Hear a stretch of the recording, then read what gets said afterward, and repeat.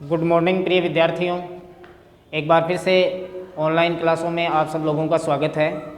अपने विद्यालय के जो चैनल है जो बनाया गया है IPS एजुकेशन हब नाम से, उसको सब्सक्राइब कीजिए, लाइक कीजिए और शेयर कीजिए और ऑनलाइन क्लासों का लाभ उठाते रहिए।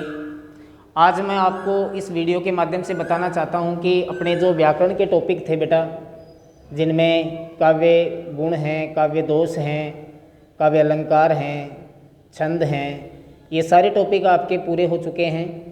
अब आज मैं आपकी पाठ्य पुस्तक जो है सरयू, उसके पद्य भाग को शुरू करने जा रहा हूँ।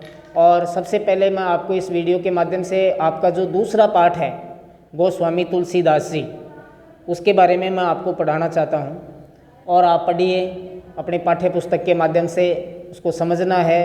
कॉपी के अंदर नोट्स के माध्यम से जो आपको भेजे जाएंगे, आपको होमवर्क करना है और वीडियो के माध्यम से केवल आपको पढ़ना है, सुनना है और समझना है। बाकी जो होमवर्क आप लोग करोगे वो आप नोट्स के माध्यम से करोगे, जो आपको वीडियो के माध्यम से व्हाट्सएप ग्रुप के माध्यम से आपको उपलब्ध होते रहेंगे PDF फाइल के माध्यम से। तो आप ध्यान रखिए, होमवर्क का ध्यान रखिए, पढ़ने का ध्यान रखिए और वीडियो का ध्यान रखिए। इस प्रकार से आज सबसे पहले मैं चर्चा करूंगा अपने गोस्वामी तुलसीदास जी की, जो दुनिया के महान कवियों में गिने जाते हैं। गोस्वामी तुलसीदास जी ये रामचरित्र मानस जैसी महान कृति, रामचरित मानस जो आज संसार में पूजनीय है, रामचरित्र मानस, ये रामचरित्र मानस जो है अमूल्य कृति है और इसकी प्रसिद्धि विश्व साहित्य में सबसे ज़्यादा है। और अगर बात करें तुलसीदास जी की, तो तुलसीदास जी का जन्म संवत 1589, इनका जो जन्म है संवत 1589 ईस्वी में हुआ था। तुलसीदास जी का जो जन्म है वो संवत 1589 ईस्वी के अंदर हुआ, जिसको अपन मानते हैं अपने हिसाब से सन 1532 ईस्वी। ये विक्रमी संवत है, वो सन ईस्वी संवत है 1532 ईस्वी में लगभग जो है इनका जन्म हुआ था। गोस्वामी तुलसीदास जी का जन्म, इनकी जन्म स्थली जो है, यानी इनका जन्म जो स्थान है उत्तर प्रदेश के अंदर है। कहाँ पर है? जन्म स्थान जो है इनका, या जिसको अपन जन्म स्थली मानते हैं, उत्तर प्रदेश और उसके बांदा जिले के गांव में, बांदा जिला है, बांदा जिला, और उसका एक गांव है, उस गांव में इनका जन्म हुआ और उस गांव का नाम है राजापुर। राजापुर। तुलसीदास जी का जो जन्म है उत्तर प्रदेश के बांदा जिले के गांव राजापुर में हुआ माना जाता है। और इनके माता पिता की बात करें अपन, तो इनके माता पिता का जो नाम है वो आप याद रखिए। इनके पिताजी का नाम था आत्माराम दुबे। पिताजी का नाम तो था आत्माराम दुबे। और ये तो हो गए इनके पिताजी। और माता की बात करें, हुलसी जो है माता देव, इनकी माता का नाम था हुलसी। ये हो गए इनके माता पिता। देखिए, एक बात जो विशेष इनके जन्म के विषय में जुड़ी हुई है, वो सबसे ज़रूरी बात ये है कि अशुभ नक्षत्र, देखिए शास्त्र के अनुसार 27 नक्षत्र माने जाते हैं और 27 नक्षत्र में से कुछ शुभ और अशुभ नक्षत्र होते हैं, जिनमें से बहुत से नक्षत्र शुभ हैं, बहुत से अशुभ हैं। तो अशुभ नक्षत्र में जन्म लेने के कारण इनके माता पिता ने इनको त्याग दिया था। इनके माता पिता ने इनको त्याग दिया था क्योंकि इनका जन्म जो है वो अशुभ नक्षत्र में हुआ माना जाता है। और कई बार अपन देखते हैं कि बच्चा अशुभ होता है, बच्चे के जन्म के साथ ही कई बार माता का देहांत होता है, पिता का हो जाता है, या छोटे भाई बहन का देहांत होता है, तो उसको थोड़ा अशुभ मानते हैं, उसको मतलब अच्छा नहीं मानते हैं, शुभ मानते हैं, और उस बच्चे के प्रति एक भावना सी बन जाती है। हालांकि इसमें इसका कोई दोष नहीं होता, सब किस्मत की बातें होती हैं, लेकिन ऐसा मानते हैं, ऐसा कहा जाता है कि इनके माता पिता ने इनको त्याग दिया था, इनका जन्म जो है वो अशुभ नक्षत्र में हुआ इसलिए। और तुलसी का बचपन एक अनाथ बच्चे की समान गुजरा, क्योंकि जब माता पिता ने त्याग दिया तो ये अनाथ के समान रहे। और तभी इनका मिलन जो है संत नरहरिदास, क्या नाम है, संत नरहरिदास, इनसे इनका मिलन हुआ और इन्होंने तुलसीदास जी का हाथ पकड़ा और राम भक्ति में दीक्षित हो गए। राम की भक्ति करना शुरू कर दिया और राम भक्ति में ये दीक्षित हो गए। साहित्यिक परिचय की अगर हम बात करें तो ये चीज़ें मोस्टली लिखी जाती हैं साहित्यिक परिचय के अंदर। तो ये राम भक्ति के अंदर दीक्षित हो गए और इसके बाद में इनकी शादी हुई।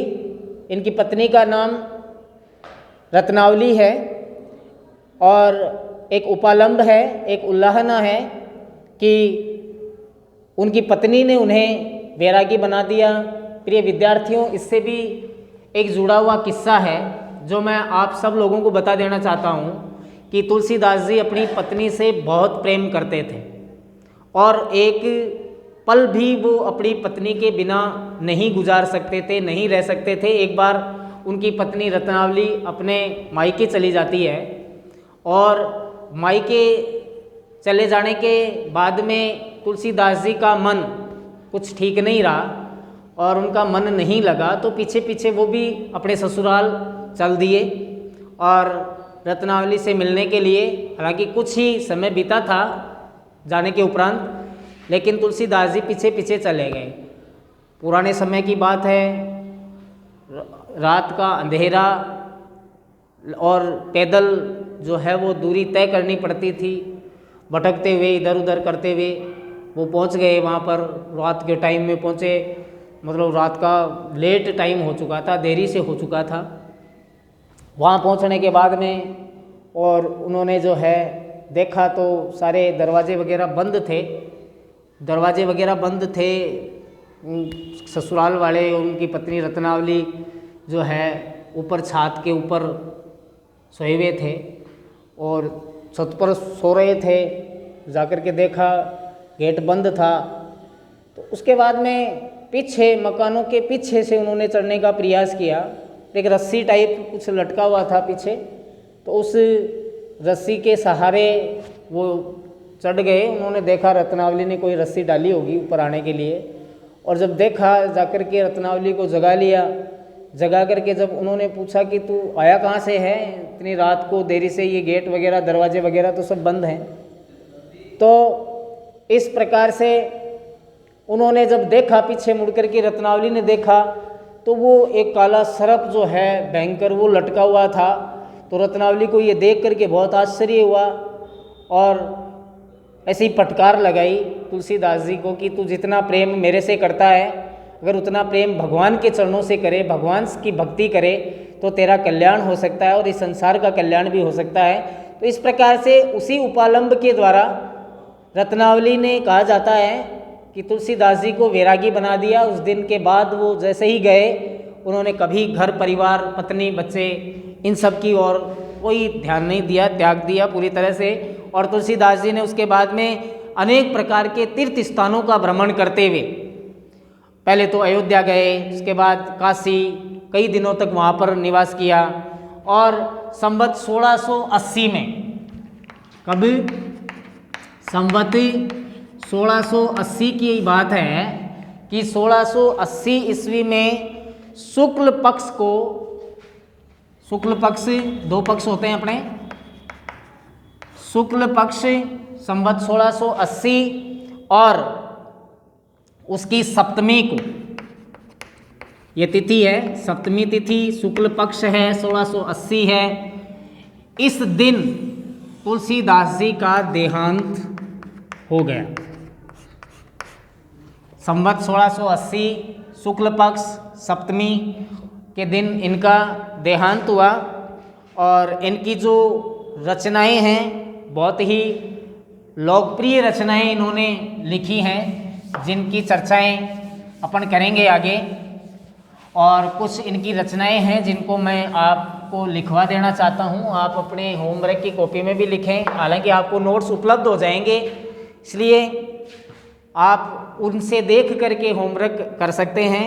मैं यहाँ पर मौखिक रूप से आप सब लोगों को बता देना चाहता हूँ कि गोस्वामी तुलसीदास जी की प्रामाणिक रचनाएं जो मानी जाती हैं, उनमें सबसे पहली रचना है उनकी दोहावली। तुलसीदास जी की रचनाएं जो उन्होंने लिखी हैं, उनमें सबसे पहली दोहावली है, और उसके बाद में गीतावली है, उसके बाद में कवितावली है, रामचरितमानस है, कृष्ण गीतावली है, विनय पत्रिका है, रामाज्ञा प्रश्नावली और रामलला नछु। किस प्रकार से लिखना है? राम लला नछु। तो इस प्रकार से राम लला नछु,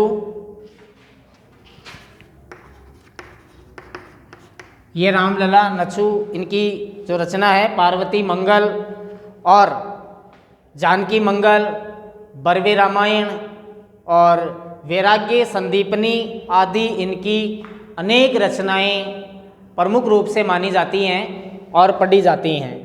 तुलसी के साहित्य की अगर हम बात करें तो विशेष तौर से इनकी जो विशेषता रही है इनके साहित्य की, वो ये रही है कि अडिग राम भक्ति, सामाजिक समन्वय का प्रयास इनके साहित्य में, और समृद्ध कला पक्ष और भाव पक्ष इनके साहित्य की सबसे बड़ी विशेषता मानी जाती है। अब मैं बता देना चाहता हूँ, जो ये पाठ अपन पढ़ रहे हैं प्रिय विद्यार्थियों, गोस्वामी तुलसीदास पद्य के अंदर सबसे बड़ी चीज़ होती है कि अब जब अपन किसी भी पद्य को पढ़ रहे होते हैं तो सबसे पहले उसका प्रसंग और संदर्भ हमारे द्वारा लिखा जाता है, उसके बाद में उसकी व्याख्या हम करते हैं, और उसके बाद में नीचे उसमें जो विशेष पॉइंट हैं, विशेष जो बातें हैं पद्य की, उसका विवरण लिखा जाता है। तो ये तीन चीज़ें मोस्टली व्याख्या करते समय हमें ध्यान रखनी है कि प्रसंग संदर्भ लिखें, व्याख्या लिखें, विशेष लिखें, और परीक्षा के अंदर 3 अंक के रूप में ये जो व्याख्या है पद्य की, 2 व्याख्याएं पूछी जाती हैं अथवा के रूप में देकर के। तो एक व्याख्या हमें करनी होती है पद्य की और एक व्याख्या करनी होती है हमें गद्य की। तो यहाँ पर ये जो पाठ अपन पढ़ रहे हैं, तुलसीदास जी का जो लिखा हुआ पाठ रामचरितमानस से लिया गया है ये पद्य।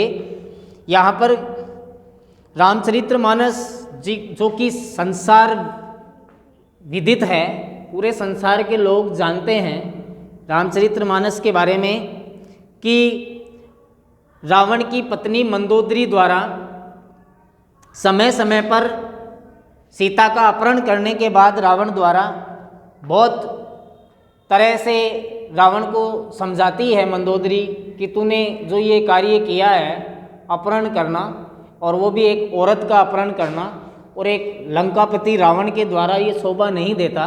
तुम लंका के राजा हो और तुम्हारे हाथों ये ऐसा कार्य जो किया गया है ये गलत कार्य है। इस बारे में रावण को बार बार मंदोदरी ने समझाया, और शुभ परामर्श जो उसके द्वारा दिए गए भगवान श्री राम से बैर मोल न लेने के, विरोध न करने के, वो यहाँ पर इस अंश में हम पढ़ेंगे। लेकिन आप सभी जानते हो कि रावण एक हठी और अहंकारी स्वभाव के कारण से विपरीत चल करके मंदोदरी की एक भी बात बिल्कुल नहीं मानता है। एक दिन राम के हाथों मारा जाता है।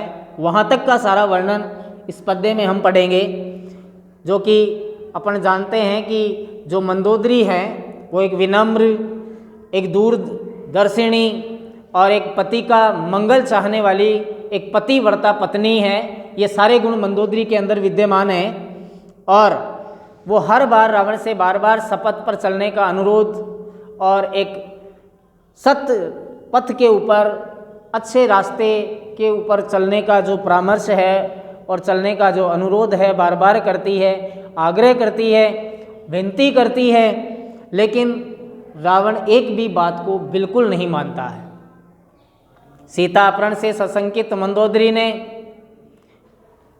रावण को समझाया कि राम जो हैं वो परब्रह्म के अवतार हैं, उनको तू साधारण मनुष्य मानने की जो भूल है वो ना कर। उनकी पत्नी को सादर प्रत्यय अर्पित करने में ही संपूर्ण राक्षस कुल की भलाई है। पति को कुपथ से रोकते हुए, बुरे रास्ते पर चलने से रोकने के लिए मंदोदरी ने कठोर सत्य से युक्त एक बात कही है, जो कि मैं आपको बता दूं। चौपाई छंद की एक पंक्ति है कि तुम ही रघुपत ही अंतर कैसा, खलु खग्योत दिन करही जैसा। विदुषी मंदोदरी ने बहुत ही एक अच्छी बात कही रावण से कि हे पति रावण, तुम ही रघुपत ही अंतर कैसा, तुम नहीं जानते तुम्हारे और भगवान श्री राम के बीच में बहुत अंतर है, और इतना अंतर है रात और दिन जैसा कि खलु खग्योत दिन कर ही जैसा, कि भगवान श्री राम निश्चित ही सूर्य के समान है और तुम रात्रि में चमकने वाले एक जुगनू के समान हो। इस प्रकार से रावण को राम से विरोध न ठानने और शरणागत को क्षमा करने वाले प्रभु की शरण में जाने से प्रेरित करती रही। मंदोदरी के कल्याणकारी परामर्शों पर बिल्कुल ध्यान न देने का कुपरिणाम रावण को अंत में भोगना पड़ा। ये सारी बातें जो हैं इस पाठ के अंदर अपन पढ़ेंगे।